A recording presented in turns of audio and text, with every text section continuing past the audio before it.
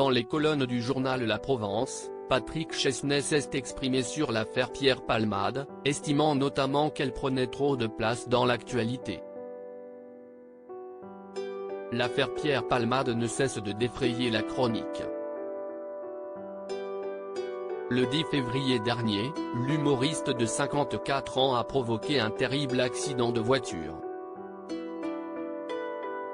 Les 3 occupants du véhicule qui l'a percuté de plein fouet sont toujours dans un état préoccupant.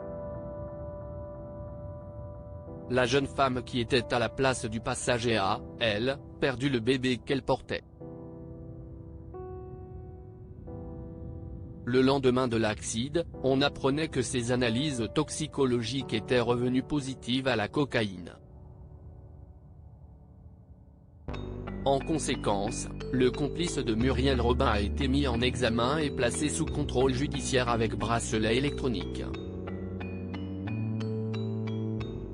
Ce dimanche 19 février, une autre affaire est venue se greffer sur la première avec l'ouverture d'une enquête pour détention d'images pédopornographiques.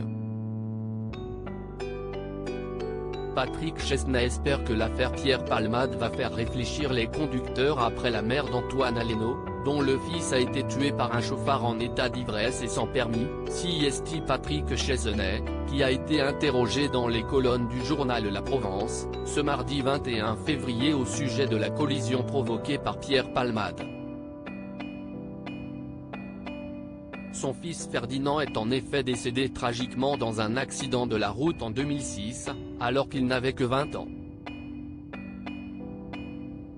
L'acteur estime que l'affaire Palmade prend trop de place dans l'actualité. Mais il se satisfait des dernières annonces de Gérald Darmanin, le ministre de l'Intérieur. Tout ce qui va dans le sens d'un durcissement de la réponse à la conduite dans un état alcoolisé ou après avoir pris des stupéfiants, va dans le bon sens, constate-t-il. Il souhaite que chacun prenne conscience que, quand on monte dans une voiture sous l'effet de l'alcool ou de la drogue, on est un danger et on est hors la loi. Enlever 12 points, si est-il le minimum. Qu'est-ce que ça signifie? Que l'on n'a plus le permis, on sait que l'on a été puni, sanctionné. Pendant quelque temps, on ne conduit plus, précise-t-il, notant que ce n'est pas la pire des sanctions. Si le drame de l'affaire Palmade pouvait faire prendre conscience aux gens de l'impossibilité de conduire après avoir fumé ou pris des drogues, ce serait une autre avancée, conclut-il. Le comédien est engagé dans la lutte contre l'alcool au volant. Dans son dernier ouvrage Lettres d'excuses, Patrick Chesnais en adresse justement une à son fils Ferdinand. Un texte très fort qui avait ému Pascal Praud aux larmes.